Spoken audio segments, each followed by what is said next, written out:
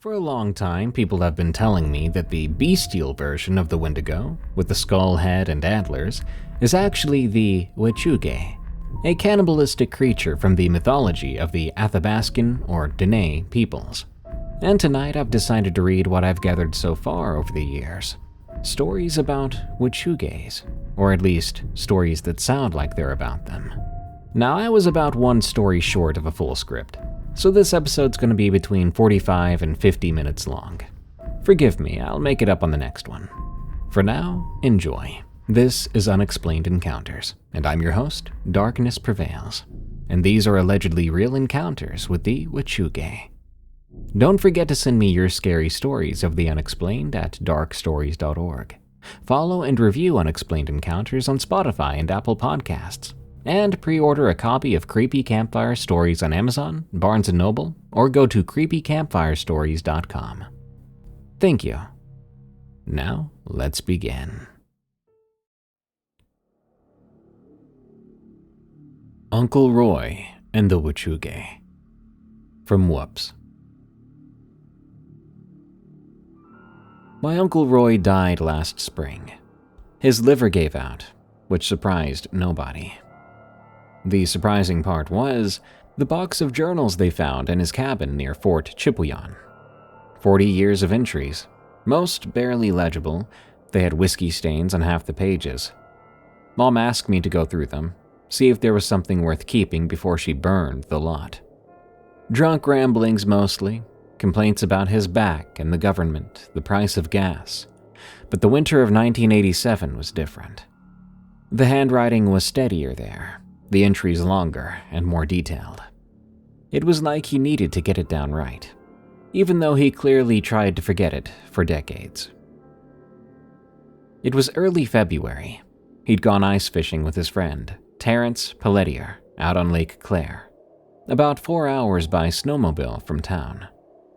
They'd been going to the same spot for years, a little pressure ridge where the lake ice buckled up, creating a natural windbreak. A great spot for lake trout, if you could drill through 3 feet of ice to reach them. The first day was pretty normal. They set up the portable shelter and drilled their holes, settling in with coffee and sandwiches. They caught a few decent trout. The only thing, Roy wrote, was how oddly quiet things were that day. How windless it was, which was unusual for February. He wrote it was so odd that they found themselves whispering their conversations. That night in the shelter, Terrence mentioned seeing someone else out on the ice earlier. Way off to the north, just a dark figure against the white. Roy hadn't seen anything, but Terrence insisted. He said whoever it was had been moving real strange, and by that he meant, instead of walking, it looked like they were sliding. They talked about who else might be out here. The lake was huge, and there were lots of good fishing spots, but most people stuck closer to town in the winter. 4 hours out was serious back country. Could be someone from one of the villages up north, Terrence suggested. Some of the old-timers still ran trap lines out that way. The second day, they both saw him. Or it. Roy couldn't decide which word to use, even writing weeks later. It was maybe a kilometer away, moving along the shoreline. They discussed whether it was a bear at first. The size was right, and it was dark against the snow. But bears didn't walk upright like that. Not constantly, and they sure as heck didn't move that smoothly. Roy wrote that it looked like someone skiing almost, with the way it glided. Except there were no poles, no skis, just this huge figure sliding along the ice like it was greased. Terrence wanted to snowmobile over to see who it was. Roy talked him out of it, said it was a bad idea. They didn't know who or what it was, and whether or not it was dangerous. They watched it until it disappeared behind a point of land. They spent the rest of the day fishing with one eye on the horizon. The fishing was terrible. Neither of them could concentrate. They packed up early, heading back to the shelter before dark. That night was when things got bad. Roy wrote that he woke up around 2 a.m., needing to relieve himself. He crawled out of his sleeping bag and unzipped the shelter door. The moon was almost full, bright enough to cast shadows on the ice, bright enough to see the trail of footprints that circled their camp. They weren't footprints exactly as he looked closer. Looked more like drag marks, as if someone had been pulling themselves around their shelter with their hands, legs trailing behind. The marks went around and around, spiral pattern getting closer with each pass. The closest ones were maybe 10 feet from the shelter wall. Roy woke Terrence quietly. They loaded the rifles they brought for bears, sitting there in the dark shelter and listening. There was nothing for an hour. Then, just as they were starting to relax, they heard ice creaking. Not the normal settling sounds, a rhythmic creaking. Someone was approaching. Something brushed against the shelter wall then. The whole structure shook. Terrence started to unzip the door to look out, but Roy stopped him. They waited, hardly breathing. There was another brush against the wall, harder this time, then nothing. They didn't sleep the rest of the night. At first light, they went outside to check things out. The drag marks were still there, but now there were other marks too. Some handprints in the snow that didn't look human. The fingers were too long, and everywhere the hands had touched, the snow had been melted and refrozen. How could something out here be so hot? They should have left then. Roy wrote that he knew they should leave, that whatever guardian angel he had was begging him to just go. But Terrence insisted that they were just being stupid. They were afraid of shadows. At worst, it was a hermit trying to scare them off his favorite fishing spot. They had driven 4 hours to get there, might as well get one more day of fishing in. So, they stayed. They drilled new holes closer to camp, kept the rifles loaded and close, tried to pretend everything was normal. Around noon, Terrence's line went tight. Not the steady pull of a trout. This was violent jerking, like he'd hooked something huge. He was laughing, excited, and working that rod as best he could. And then the line went slack. He reeled in fast, swearing up a storm, saying that this was going to be his one that got away. But there was something on the line still. Not a fish. There was a hair. A long, black, human-like hair wrapped around the hook, frozen into clumps. That's when they truly saw it for the first time. It rose up through one of the old fishing holes from the day before, maybe 30 yards away. Roy's description took up 3 full pages, like he needed to record every detail to prove to himself it had been real. It was a man, and then it wasn't. And whatever it was naked, despite the killing cold. Its skin looked frozen, blue-white, with patches of black frostbite. Or maybe not frostbite, because the black areas moved, or maybe pulsated. It stood about 7 feet tall at least, and was thin, with ribs showing through awful skin. Its hair was matted and frozen and hanging down its back. The face was the worst part. Human features that had been stretched and pulled tight over a skull that was much too large, and eyes that were too white, with no iris, no pupil, as if even the eyes had frozen solid. And the mouth, Roy wrote. The mouth never closed. It just hung open, jaw distended, ice crystals forming and melting on blue lips. It stood there, water running off its body and freezing instantly when it hit the ice. It watched them, swaying slightly. Then made an odd noise, like it was trying to speak. Roy said it sounded like someone talking through broken glass. Whatever it said, Terrence understood something in it, because he dropped his fishing rod and backed away toward the snowmobiles. The creature moved then, dropping to all fours, and it came at them across the ice. That same sliding motion from before, but now they were horribly close. It pulled itself forward with those long arms, its body dragging behind way too fast. They ran for the snowmobiles, got them started, a miracle that they started so fast in the cold, and they took off. Garrett looked back once and saw it following, looking like some massive broken spider. He wrote that he could hear it over the engine noise, a laughing or crying sound of some sort, maybe both at the same time. They made it back to town. They told everyone what they saw. Terrence soon after sold his ice fishing gear and refused to go back out. About 5 years after that, he died in a car accident. But Roy wrote that Terrence had called him the night before he died, said he'd been having dreams about the lake, about something under the ice waiting for him. Roy actually went back once, one summer. He took a boat out to where they'd camped. The pressure ridge was gone. Ice formations never last season to season. But he found something else. There were bones scattered along the shore. Not animal bones. Too big. Looked human. Some had teeth marks. He didn't write what kind of teeth left marks like that, though. The last entry about that winter was short. Roy had talked to some people, some elders in the town. An old Cree woman told him about the Wechuge, people who ate human flesh in winter and became monsters. They would be cast out from their villages, but they couldn't die.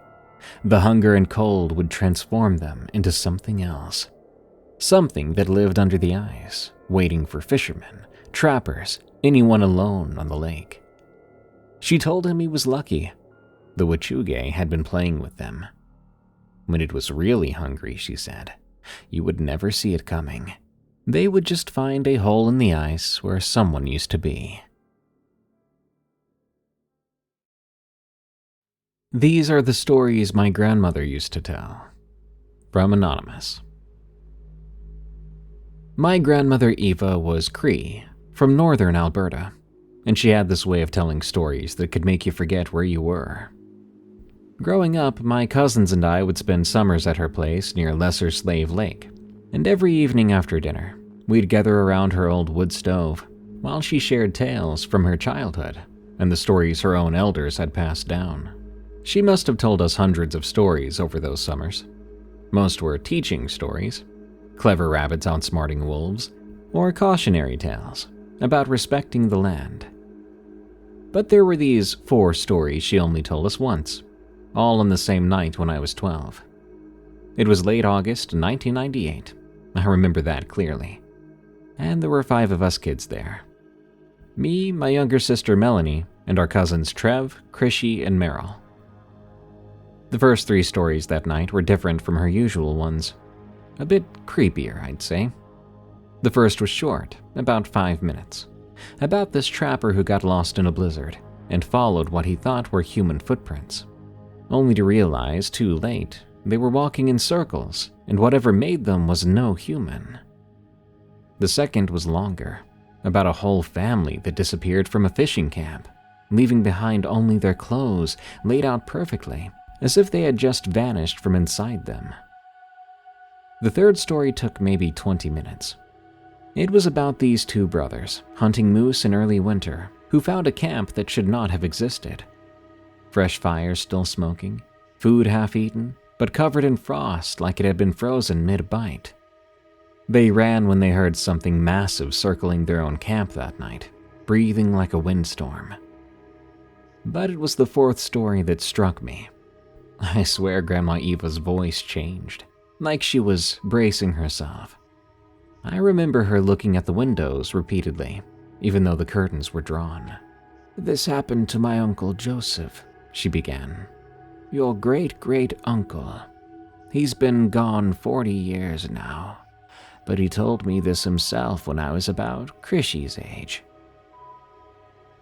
She said Uncle Joseph had been working at a logging camp way up north, past high level, in the winter of 1951.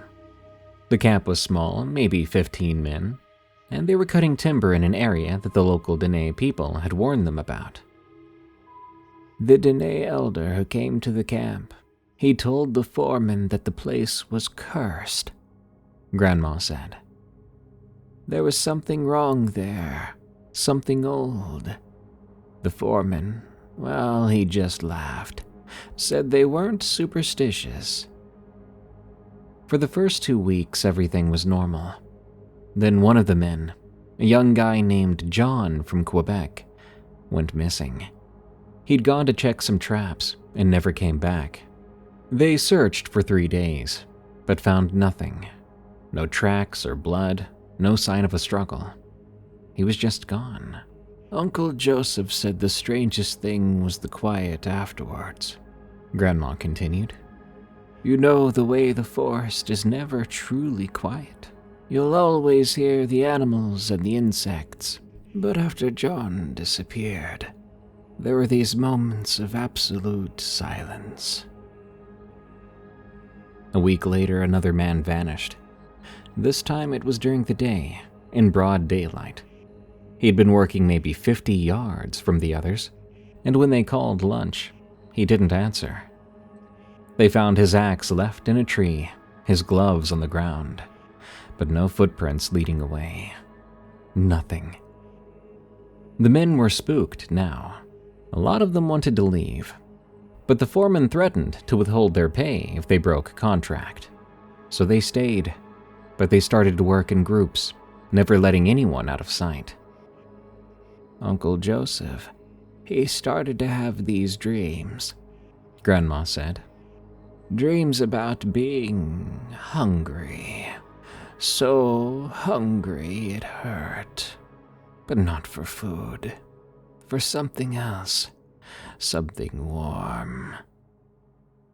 2 nights after the dreams started, they heard a sound like wind through the trees, but forming words in a language that none of them recognized. It circled the camp, getting closer, then farther, then closer again. The men huddled in the main cabin, armed with whatever weapons they could find. But nothing came for them. In the morning, they found tracks, however. Big ones, and they looked like they had claws. The tracks meandered through the camp and led to each window of the cabins. Something had been watching them. Soon, Uncle Joseph saw it, Grandma said. He woke up, feeling as if something was telling him to peer outside the door, and he listened. There, at the edge of the lamplight, he saw John. But it wasn't John. Not anymore. Grandma continued. He was naked in the snow, skin gray-white like old ice. His mouth.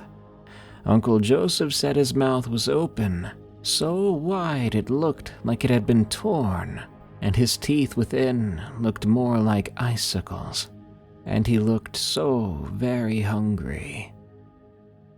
Come morning, the foreman finally agreed to abandon the camp. They packed up and left that very day, but as they were leaving, Uncle Joseph looked back and saw 3 figures at the edge of the woods. John, and the other missing man, and something else. Something thin and tall and wrong-looking even from a distance, and it watched them go. Grandma went quiet for a moment. Then she finally said, The Dene elder, when they told him what happened, well, he just nodded, said they were lucky. He told them that the Wechuge, the cannibal spirit, had been feeding there for generations. Said it could only take those who broke the taboo, those who had tasted human flesh or thought about it too hard when they were desperate. But once it took you, you became like it, always hungry and hunting. We didn't sleep well that night. Even back in Edmonton, I'd dream about John scratching at windows, asking me to let him in. I mostly forgot about the story as I got older. University, work, marriage, life goes on like that. But early 2019, I remembered it again, because that's when I stumbled upon the Missing 411 series, and I couldn't help but think about the way some of those stories went. The way people seem to just evaporate in thin air. The strange weather conditions. Clothes being found folded neatly. I know it sounds crazy, but I do wonder if maybe the Wechuge had something to do with it. If you believe in that kind of thing.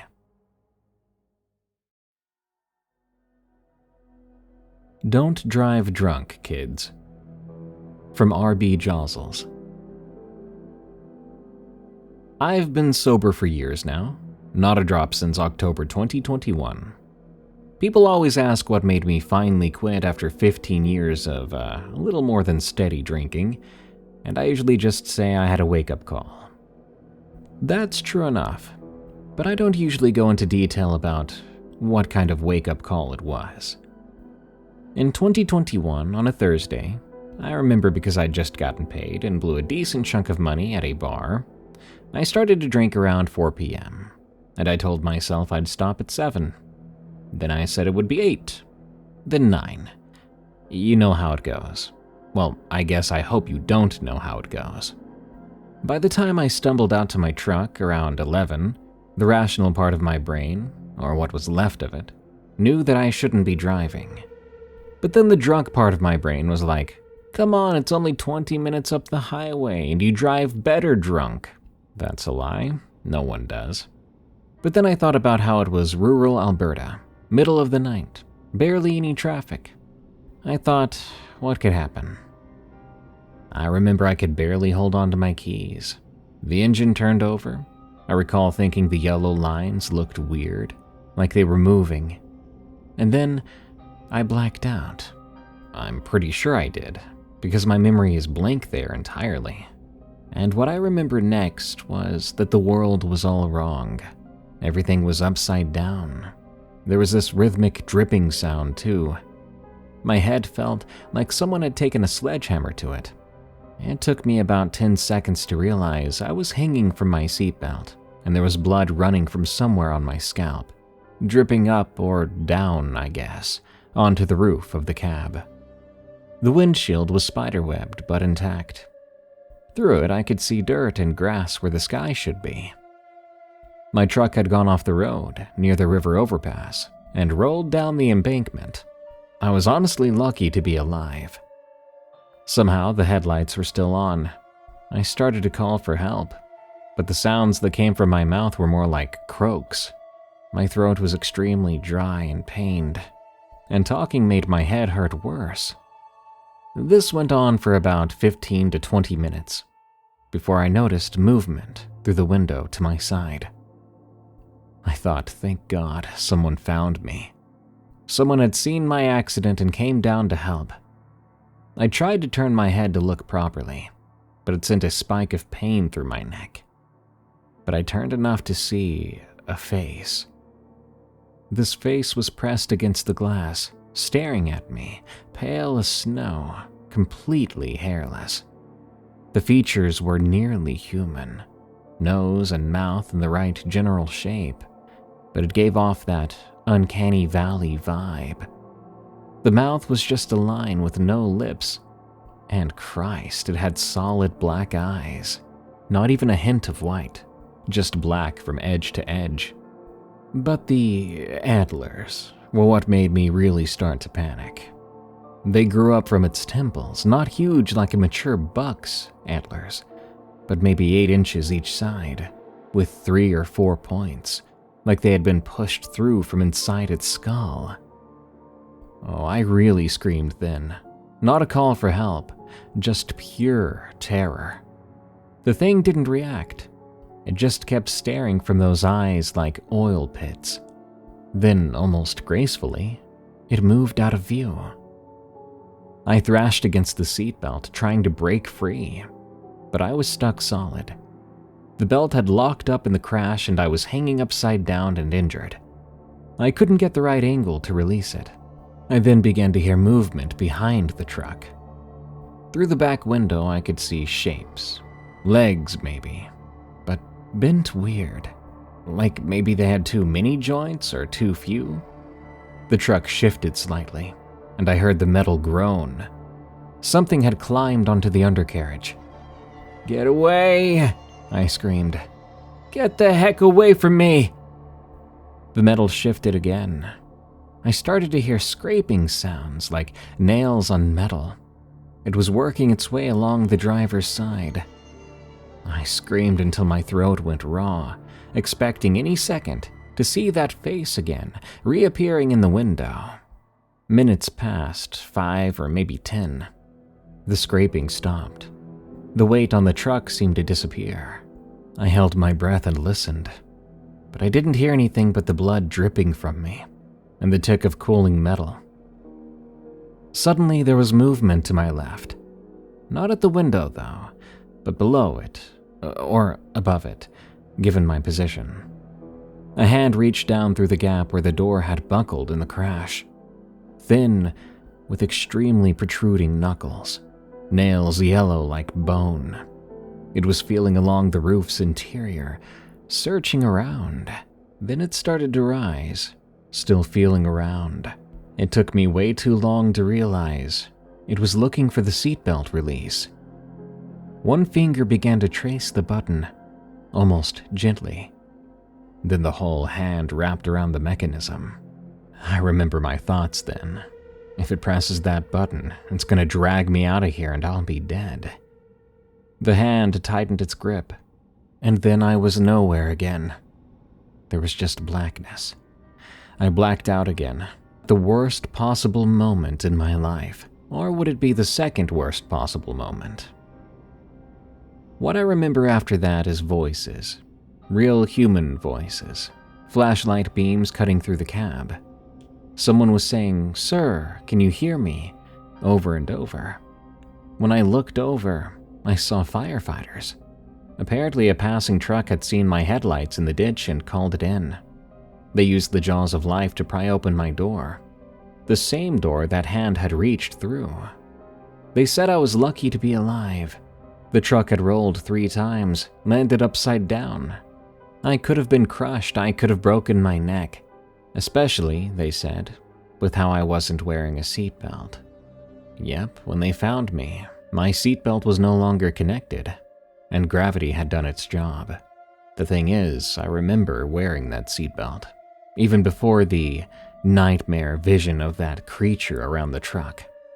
I remember putting on the seatbelt when I was driving away from that bar. Well, the cops gave me a DUI, obviously. I lost my license, paid a massive fine, and I did some community service. But I never took another drink. Not after all that. Not after nearly dying, probably twice, and either having the worst hallucination of my entire life, or actually witnessing something that shouldn't exist. Something that almost successfully pulled me from my truck before people could find me. Clarence's estate. From Neems. Uncle Clarence was the family mystery. Left for Alaska in 1974, sent a Christmas card maybe every 5 years, never visited. When the lawyer called about his estate, I had to ask Mom to remind me which uncle he was. The hermit, she said. The one who got strange after Vietnam. He'd left me everything. Not out of love. I'd met him exactly once, at Grandma's funeral when I was 7. But I was the only one in the family without kids, without a real career, without ties. Maybe he figured I was the only one who might actually go up there to deal with his property. He was right. The house sat 40 miles outside Fairbanks, at the end of a dirt road that turned into a suggestion of a road after the first 10 miles. November wasn't the ideal time to handle an estate, but the lawyer said waiting until spring meant paying thousands in taxes and maintenance. So I flew up, rented a truck, and drove out to see what Uncle Clarence had left behind. The place was bigger than I'd expected. A real log house, not some thrown-together cabin. Solar panels on the roof, big propane tank, greenhouse attached to the south side. He'd been serious about living out there. Inside was neat, organized, like he'd known he was dying and had tidied up first. The lawyer had mentioned papers. Said Clarence had been particular about me reading them before deciding what to do with the place. I found them in a filing cabinet in his study. 43 years of journals, weather logs, and what he called occurrence records. The weather logs were what you'd expect. Temperature, precipitation, wind. Detailed but boring. The journals were sparse, mostly notes about repairs, supply runs, books he'd read. But the occurrence records, those were different. December 1974, his first winter there. Short entry about finding tracks near the house after a storm. Said they looked human, but the stride was rather long, and they came from the north, where there was nothing but wilderness for 100 miles. February 1975. He heard someone calling his name during a blizzard, but he knew it couldn't be real. The nearest neighbor was 15 miles away, and nobody knew he was out there yet. But it sounded exactly like his sister, my mom. November 1975. Saw it for the first time, just a glimpse during a whiteout. Tall figure walking past the windows. Walking, not struggling against the wind like any normal person would be. Left no tracks where it should have. The entries went on like that. Some winters, nothing. Others, multiple incidents. 1981 seemed particularly bad. Things scratching at the walls. Something trying the doors. A face at the window that wasn't quite right. He'd drawn a sketch in the margin, but it was hard to make out. I spent the first week just reading and organizing. The house was comfortable enough. Generator worked. Wood stove heated the place fine. No cell service, but Clarence had a satellite internet setup that still functioned. I emailed Mom that I was okay, that I was cataloging everything. The first odd thing I noticed was the camera situation. Clarence had security cameras all around the property, good ones, infrared, motion activated. But when I checked the system, huge chunks of footage were missing. Always winter footage, always during the dates mentioned in his occurrence records. The computer showed the files had been manually deleted by Clarence. His final journal entry was from last March, 2 months before he died. He wrote that the winter had been quiet, no occurrences. He was grateful but also worried. He said the quiet winters usually meant the next one would be worse. And he said whoever inherited the place should know that some winters, you had to be careful. Some winters it came. I found his camera equipment in a closet. Professional stuff. Telephoto lenses, night vision attachments. But no photos of anything unusual. Plenty of wildlife shots, landscapes, but nothing of what he'd been recording for decades. There was a box of exposed film that had been soaked in something and ruined. Deliberate, by the look of it. The second week, I started noticing things myself. Small stuff. Sounds that weren't quite wind. Shadows moving past windows that weren't quite trees. The motion lights triggering when nothing was there. I told myself it was just being alone in a strange place, reading too many of Clarence's records. But then I found the basement, not mentioned in any of the house documentation, hidden behind a shelf in the pantry. Clarence had converted it into something like a panic room. Reinforced door, independent air supply, enough food and water for weeks. One wall was different. Clarence had drawn a map of the property and surrounding area. Red X marks at various spots, all dated. I cross-referenced with his occurrence records. The X marks were sightings. They formed a rough circle around the house, getting closer over the years. The most recent ones were right at the property line. That night I heard my phone ringing, which was impossible. No cell service out there. But it rang and rang. When I finally found it, the screen showed Mom calling. I answered. Silence, then breathing, then Mom's voice, but wrong. Like someone had recorded her and was playing it back at the wrong speed. It said my name, Said I should come outside, said she was cold. I didn't go outside. I went to the basement instead, locked myself in. Spent the night reading more of Clarence's records, understanding why he'd built this room, why he'd deleted the footage, why he'd destroyed the photos. He'd figured something out over the years. The Thing, because that's all he ever called it. The Thing. It learned.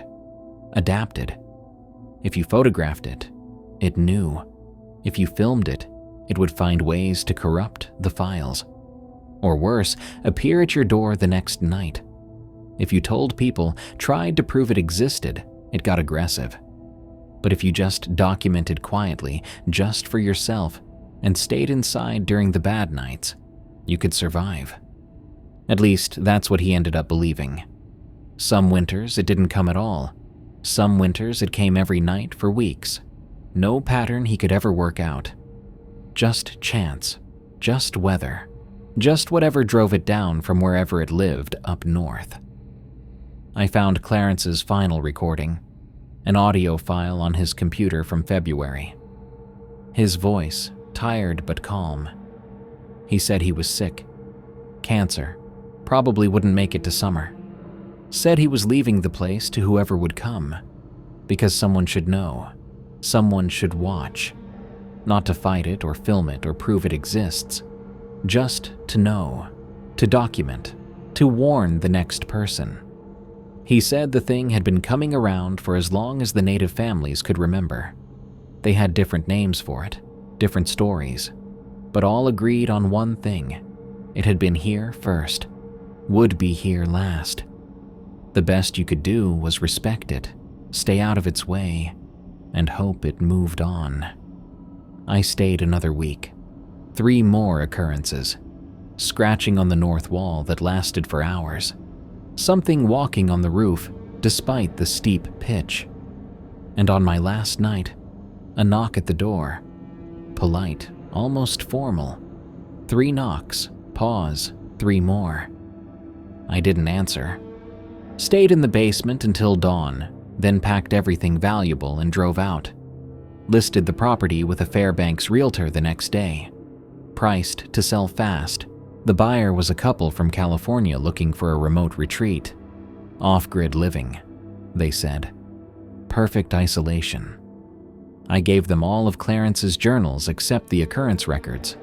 Told them the basement was for storms. Didn't mention that some storms walked on 2 legs.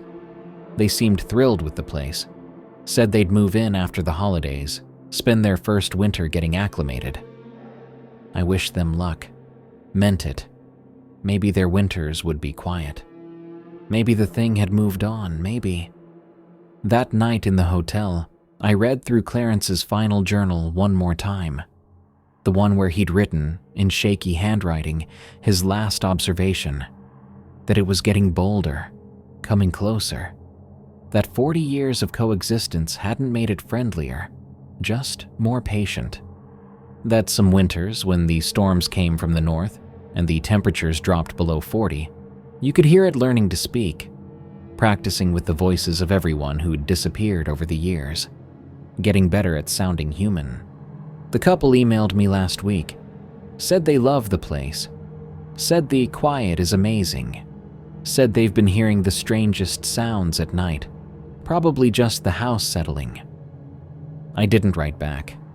I burned Clarence's journals before leaving Alaska. All of them. The occurrence records, the weather logs, everything. Stood out in the snow behind the realtor's office and watched 43 years of documentation turn to ash.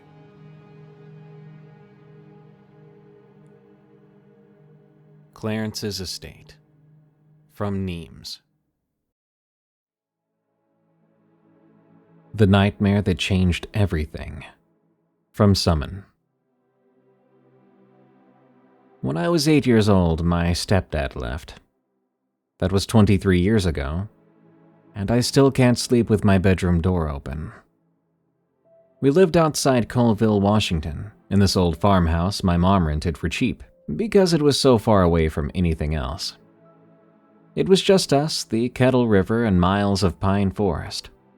Mom worked at the reservation clinic, and my stepdad, I called him Boba, not sure why, just did. He did construction when he could find it. Boba was alright. Better than alright, actually. My real dad split when I was 2, so Boba was all I knew. He'd been with Mom since I was 4, and he used to take me fishing at Sullivan Lake. He would buy me comics even when Mom said we couldn't afford it, and he taught me card tricks. He had this thick Boston accent and called everyone Buddy. He was a good guy. Quiet, but good. In winter one year, we had this unexpected warm snap. Then the temperature crashed again, leaving everything covered in a crust of ice. The power kept flickering on and off, and Mom had to keep the fireplace going with wood all night. That night I had this dream about drowning. Oddly enough, not in water, but in snow. It was filling up my mouth, my nose, my lungs, and I was trying to scream, but nothing came out. I woke up gasping, sheets soaked with sweat, even though it was so cold in the house. Our house was small. There was my room, Mom and Boba's room, one bathroom, kitchen, living room, and that was it. Their bedroom was maybe 15 feet from mine, straight down the hall. They usually kept their door closed. Not locked, just closed. Mom said it helped keep the heat in. But that night it was open, maybe 6 inches, enough to see a slice of darkness beyond. I sat there in bed for a while, trying to shake off that stupid dream. I got up, barefoot on cold floorboards, and I walked down the hallway. It was dark enough that I had to put my hand on the wall to guide myself. It was then that I started to hear breathing, like rapid breathing. When I got to the door and started to push it open, I called, "Mama?" The curtains were open in their room. Mom always left them that way. She liked waking up to the sunlight. Moonlight came through in this bright silver rectangle, landing on their bed. Mom was asleep on the far side, peacefully. She was turned away from me, just a bump under the quilts.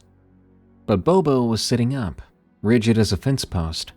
His eyes were wide and reflecting the moonlight. And when I looked closer, I swear he was crying. There were tears down his face. His whole body was shaking. Not like a cold shake either, but like he was holding himself still with everything he had.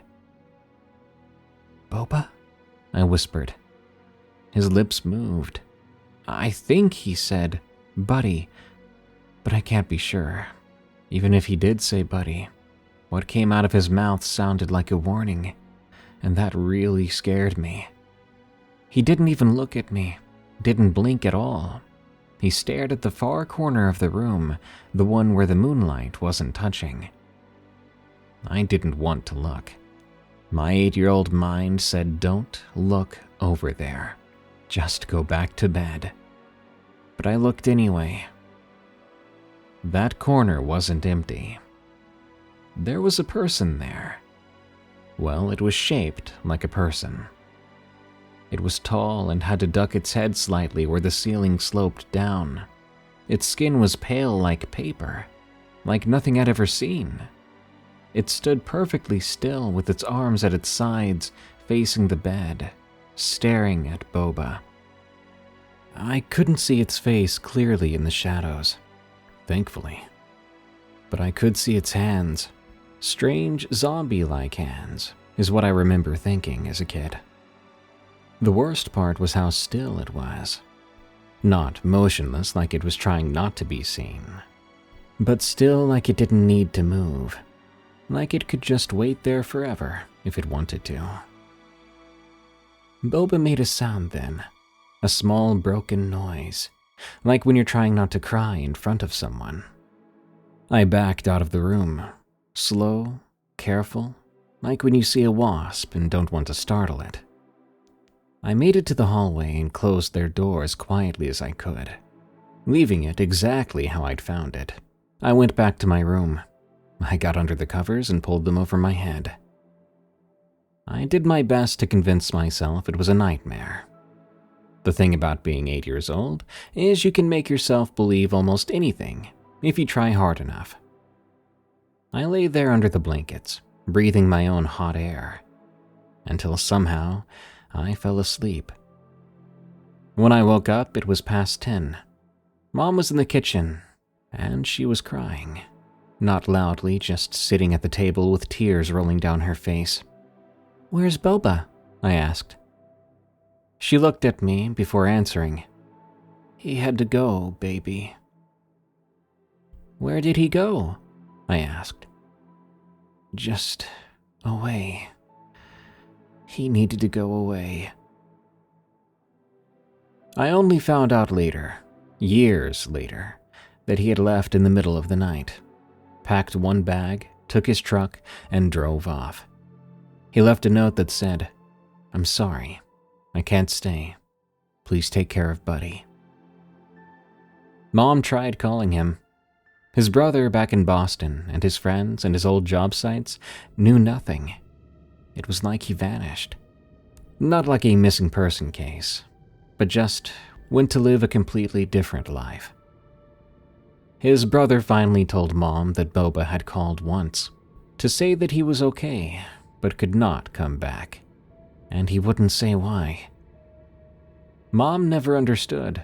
She thought maybe he had been seeing someone else, or maybe the pressure of being a stepdad was just getting to him. One of any of the usual reasons men leave. She remarried when I was 12, a nice insurance salesman who was normal, and we moved to Spokane, and life went on. But to this day, I think I know what happened. I'd seen what was in that corner, and more importantly, I'd seen Boba's face. That wasn't the face of a man who wanted to leave. That was the face of a man who had seen something that broke a piece of him, something that made staying impossible.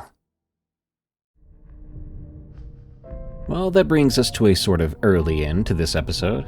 My apologies for not being able to fill out a full hour this time, but I've been wanting to do Wechuge stories for a while, ever since people were telling me that Wechuges and Wendigos were getting mixed up and fused together.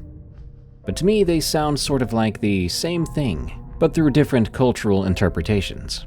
That's just my opinion, and I think both creatures are incredibly cool and creepy. Thanks for tuning in to another episode of Unexplained Encounters. I've been your host, Darkness Prevails, and if you haven't already, follow me on Twitter at Prevails. Pre-order my book, Creepy Campfire Stories, which comes out July 8th. Send us your scary stories of the unexplained at darkstories.org. And follow and review Unexplained Encounters on Spotify and Apple Podcasts. Thank you. Until next time, everyone, stay safe out there and stay creepy, because this world is a strange one.